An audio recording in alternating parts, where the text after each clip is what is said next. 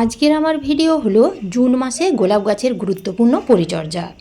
June মাসে যদি আপনারা আপনাদের গোলাপ গাছ থেকে ফুল নিতে চান, গাছের গ্রোথ সুন্দর করতে চান, গোলাপ গাছের পাতাগুলো যাতে শুকিয়ে না যায় বা ঝিমিয়ে না যায়, জুন মাসের এই প্রচণ্ড গরমেও যাতে গোলাপ গাছগুলোকে ভালো রাখা যায়, সেই জন্য আজকে আমি আমার এই ভিডিওতে শেয়ার করব ছোট্ট ছোট্ট কয়েকটা গুরুত্বপূর্ণ কাজ, যে কাজগুলো আপনাদের এই জুন মাসে করতে হবে। সেই কাজগুলো যদি আপনারা এই জুন মাসে করতে পারেন, তাহলে আপনারাও আপনাদের এই প্রচণ্ড গরমে 40 থেকে 45 ডিগ্রি তাপমাত্রাতেও গোলাপ গাছগুলোকে সুস্থ সবুজ সতেজ রাখতে পারবেন, গাছের পাতা ঘন সবুজ রাখতে পারবেন। এই প্রচণ্ড গরমেও গোলাপ গাছ থেকে ভালো রকমের ফুল ফোটাতে পারবেন। জুন মাসের প্রথম দিকেই গোলাপ গাছের উপর কয়েকটা গুরুত্বপূর্ণ কাজ করে নিতে হবে এবং কিছু খাবার গাছের মাটিতে প্রয়োগ করতে হবে। সেই কাজগুলো যদি আমরা এই সময় করতে পারি বা সেই খাবারগুলো যদি আমরা প্রয়োগ করতে পারি, তাহলে এই প্রচণ্ড গরমেও গোলাপ গাছের কোনো রকম সমস্যা হবে না। তো কী সেই খাবার বা কী সেই কাজ যেগুলো আমাদের এই সময় করতেই হবে, জানতে গেলে ভিডিওটির সাথে থাকতে হবে। ভিডিওটা পুরোটা দেখবেন, ভালো লাগলে লাইক শেয়ার সাবস্ক্রাইব করে পাশে থাকার অনুরোধ রইল। নমস্কার বন্ধুরা, আমি সোনালি আর আপনারা দেখছেন সোনালিস গার্ডেন। গোলাপ গাছগুলোকে ভালো রাখার জন্য আমাদের প্রথম যে কাজ করতে হবে তা হলো গোলাপ গাছগুলোকে কী রকম জায়গায় রাখবেন। বন্ধুরা, অনেক জায়গায় হঠাৎ হঠাৎ বৃষ্টি হচ্ছে, আবার অনেক জায়গায় কিন্তু বৃষ্টিপাত একেবারেই হয়নি। আপনারা যেখানে আছেন সেখানে টেম্পারেচার যদি হাই আছে, তাহলে আপনারা কিন্তু গাছগুলোকে এমন জায়গায় রাখুন যেখানে সকালবেলায় 1 থেকে 2 ঘন্টা সূর্যের রোদ পায়। এই প্রচণ্ড গরমে গোলাপ গাছগুলোকে আপনারা এই সময় ডাইরেক্ট সূর্যের আলোতে রেখে দেবেন না। এই প্রচণ্ড গরমে গোলাপ গাছগুলোকে ছায়াযুক্ত স্থানে রাখতে হবে, কিংবা আপনারা শেডে রাখুন যেখানে ইনডাইরেক্ট সূর্যের আলো আসে। ছায়াযুক্ত স্থানে রাখলে কি লাভ হবে জানেন? এই যে গোলাপ গাছের যে নতুন ছোট ছোট কচি কচি পাতাগুলো বের হচ্ছে, এই পাতাগুলো জ্বলে যাবে না, এতে গাছ অনেক বেশি ভালো থাকবে। আর যদি গোলাপ গাছগুলোকে আপনারা ডাইরেক্ট সূর্যের আলোতে এই প্রচণ্ড গরমে রেখে দেন, তাহলে গাছের পাতা একেবারে ব্রাউন হয়ে যাবে এবং গাছে কুড়ি আসা প্রায় বন্ধ হয়ে যাবে, গাছের গ্রোথ থেমে যাবে, গাছ একটা স্ট্রেসের মধ্যে যাবে। যদি আপনাদের কাছে শেডের ব্যবস্থা না থাকে, তাহলে গ্রিন নেটের ব্যবস্থা করতে হবে। যদি গ্রিন নেটের ব্যবস্থা না করা হয়, তাহলে আপনারা সুতির কাপড় টাঙিয়ে দিতে পারেন কিংবা গাছের মাটিতে মালচিং করতে পারেন। এই প্রচণ্ড গরমে যদি আপনারা গাছের মাটিতে মালচিং করে দেন, তাহলে গাছের মাটিতে জল দিলে সেই জল অনেকক্ষণ পর্যন্ত গাছের মাটিতে থেকে যাবে, এতে গাছ অনেক বেশি সতেজ থাকবে। 2 নম্বর কাজ হচ্ছে, যে সকল জায়গায় হঠাৎ হঠাৎ বৃষ্টি হচ্ছে, তো সেই সকল জায়গায় গাছগুলোকে কিন্তু আপনারা ছায়াযুক্ত স্থানে বা শেডে রাখবেন না, বৃষ্টির জলেই রাখুন এবং মালচিং করার কোনো প্রয়োজন নেই। বৃষ্টির জল গাছের জন্য অমৃত। বৃষ্টির জলে থাকে প্রচুর পরিমাণে নাইট্রোজেনযুক্ত খাবার যদি গাছ বা গাছের মাটি পায়, তাহলে কিন্তু সেই গাছের গ্রোথ অনেকটাই সুন্দর হবে, গাছের পাতা ঘন সবুজ চকচক করবে, এছাড়াও গাছে কুড়ি আসবে। এছাড়াও বৃষ্টির জল মাটিকে অ্যাসিডিক রাখে। গোলাপ গাছ অ্যাসিডিক সয়েল পছন্দ করে। গোলাপ গাছের মাটি অ্যাসিডিক রাখার জন্য আমরা কখনো কখনো ফিটকিরি ব্যবহার করি, চায়ের পাতা ব্যবহার করি, এছাড়াও কফি পাউডার ব্যবহার করি। তো আপনারা যদি বৃষ্টির জলে গাছগুলোকে রেখে দেন, তাহলে আপনাদের এই খাবারগুলো আর দেওয়ার কোনো প্রয়োজন হবে না। তো বৃষ্টি হলে আপনারা গাছগুলোকে শেডে রাখবেন না, ডাইরেক্ট খোলা আকাশের নিচেই রেখে দেবেন, এতে গাছ অনেক বেশি ভালো থাকবে। 3 নাম্বার যে কাজ আপনাদের করতে হবে তা হলো ডাল কাটাই ছাঁটাই।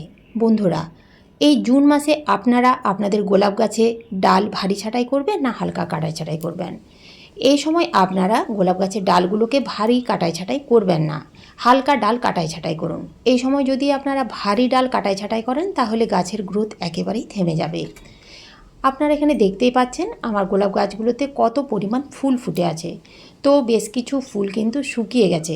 আপনাদের গোলাপ গাছে যদি ফুল শুকিয়ে গেছে, তাহলে সেই ফুলগুলো আপনারা রেখে দেবেন না, আপনারা সেই শুকনো ফুল মরা ডাল কেটে ফেলে দেবেন। তো কীরকম জায়গা থেকে ফুলগুলো কাটতে হবে? এই যে 3 পাতার নিচে এবং 5 পাতার ওপর থেকে ডালগুলো কাটতে হবে।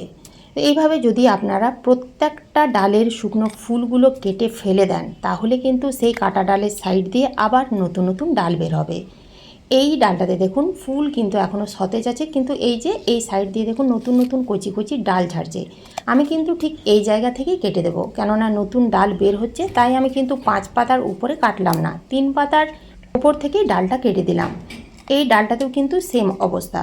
তো আমি দেখুন এইভাবেই প্রত্যেকটা ডালের শুকনো ফুলগুলো কেটে ফেলে দিলাম। আপনারাও কিন্তু এইভাবেই গোলাপ গাছের ডালের মাথাগুলো একটু করে কেটে দেন। এই সময় ভারী ডাল কাটাই ছাঁটাই একেবারেই করবেন না। গাছের মধ্যে যদি শুকনো পাতা থাকে, শুকনো ডাল থাকে, সেগুলো কেটে পুরো গাছ কিন্তু পরিষ্কার রাখতে হবে। তা না হলে এই যে হঠাৎ হঠাৎ যখন তখন বৃষ্টি হচ্ছে, এর ফলেই কিন্তু গাছে ফাঙ্গাস লাগতে শুরু করবে। তো এই কাজগুলো আপনাদের কিন্তু এই সময় অবশ্যই করে ফেলতে হবে। ডাল কাটাই ছাঁটাই হয়ে যাওয়ার পরেই যে কোনো একটা ফাঙ্গিসাইড পুরো গাছে স্প্রে করতে হবে। আপনাদের কাছে যদি সাপ বা ব্যাবিস্টিন থাকে তাহলে সেই ফাঙ্গিসাইড গাছে স্প্রে করুন, আর যদি না থাকে তাহলে হলুদ গুঁড়ো 1 চামচ 1 লিটার জলে গুলে নিয়ে ছেঁকে নিয়ে পুরো গাছে স্প্রে করুন। এতে গাছে কোনো রকম ফাঙ্গাস লাগবে না। 4 নাম্বার টিপস হচ্ছে গোলাপ গাছের মাটিতে খাবার প্রয়োগ। এই জুন মাসের প্রথম দিকে আমরা গোলাপ গাছের মাটিতে কি খাবার প্রয়োগ করব, যে খাবার প্রয়োগ করলে গাছের গ্রোথ সুন্দর হবে, গাছ ঝিমিয়ে পড়বে না এবং গাছে আসবে অসংখ্য কুড়ি। তো গোলাপ গাছের মাটিতে খাবার প্রয়োগ করার আগে আমাদের 5 নাম্বার টিপস আগে ফলো করতে হবে। সেই টিপস হচ্ছে এই যে আপনারা দেখতে পাচ্ছেন গোলাপ গাছের মাটিতে কত আগাছা জন্মেছে। তো এই আগাছাগুলো কিন্তু একেবারেই রাখা যাবে না। আগাছাগুলো মাটি থেকে তুলে ফেলে দিতে হবে। গাছের মাটিতে আগাছা থাকলে এক তো ফাঙ্গাস লাগার চান্স বেড়ে যাবে, 2 নাম্বার গাছের গ্রোথ থেমে যাবে, কেননা এই আগাছাগুলোই গাছের মাটির অতিরিক্ত পুষ্টি শোষণ করে নেবে। আগাছা তোলা হয়ে গেলে গাছের মাটি একটু আলগা করে খুশে নিতে হবে। মাঝে মধ্যে যদি মাটি এইভাবে আলগা করে খুশে নেওয়া হয় তাহলে মাটি অনেকটাই ঝুরঝুরে থাকে, মাটির ভেতরে খুব ভালোভাবে আলো বাতাস চলাচল করতে পারে, যার ফলে গাছ অনেক বেশি হেলদি থাকে। যেহেতু ডালের মাথাগুলো একটু করে কাটা হয়েছে, আবার নতুন করে ফুল নেওয়ার জন্য এই সময় শুধুমাত্র লিকুইড খাবার দিলেই হবে না। গাছে কুড়ি আনার জন্য বা ফুল ফোটানোর জন্য ভালো রকমের পুষ্টির প্রয়োজন হয়। সেই জন্যই প্রথমে গাছের মাটিতে দিতে হবে 1 থেকে 1.5 মুঠো পেঁয়াজের খোসা। পেঁয়াজের ওপরে যে পাতলা খোসা থাকে সেই খোসাটাই দেবেন। সেই খোসা আপনারা গুঁড়ো করেও দিতে পারেন কিংবা এইরকমভাবেও দিতে পারেন। এরপরে দিতে হবে 2 থেকে 3 চামচ পাকা কলার খোসা গুঁড়ো। পাকা কলার খোসা ছোট ছোট টুকরো করে কেটে রোদ্রে শুকিয়ে গুঁড়ো করে নিতে হবে। তারপরেই আপনারা এইভাবে টবের কিনারা বেয়ে ছড়িয়ে দেবেন। 3 নম্বরে যে খাবার আপনাদের দিতে হবে তা হলো ডিমের খোলার গুঁড়ো। 1 চামচ ডিমের খোলার গুঁড়ো দিতে হবে। ডিমের খোলায় থাকে প্রচুর পরিমাণে ক্যালসিয়াম। ডিমের খোলা ভালো করে ধুয়ে নিয়ে রোদ্রে শুকিয়ে মিক্সিতে গুঁড়ো করে পাউডার বানিয়ে দেবেন। যদি আমরা ডিমের খোলা গুঁড়ো করে দিই তাহলে টবের মাটিতে দিলে খুব সহজে ডিকম্পোস্ট হয়ে যাবে। এরপরেই দিতে হবে 1 চা চামচ হলুদের গুঁড়ো। হলুদের গুঁড়ো একদিকে যেমন ফাঙ্গাসের হাত থেকে রক্ষা করবে, অন্যদিকে তেমনি গাছে বিভিন্ন ধরনের পোকামাকড়ের হাত থেকেও রক্ষা করবে। এই খাবারগুলো দিয়ে দেওয়ার পরেই 1 থেকে 1.5 মুঠো দিতে হবে ভার্মি কম্পোস্ট কিংবা পুরনো গোবর সার। আপনাদের কাছে যদি ভার্মি কম্পোস্ট থাকে তাহলে দিতে পারেন, কিংবা যদি কিচেন ওয়েস্ট কম্পোস্ট থাকে তাও দিতে পারেন। প্রত্যেকটা খাবার দিয়ে দেওয়ার পরেই খুব ভালোভাবে মাটি দিয়ে ঢেকে দিতে হবে। বন্ধুরা, এই খাবারগুলোর মধ্যে আছে প্রচুর পরিমাণে nitrogen, phosphorus, calcium, potassium, manganese, iron ছাড়াও বিভিন্ন পুষ্টি। এই খাবারগুলো দিলেই একটা গাছের সমস্ত রকমের চাহিদা পূরণ হয়ে যাবে।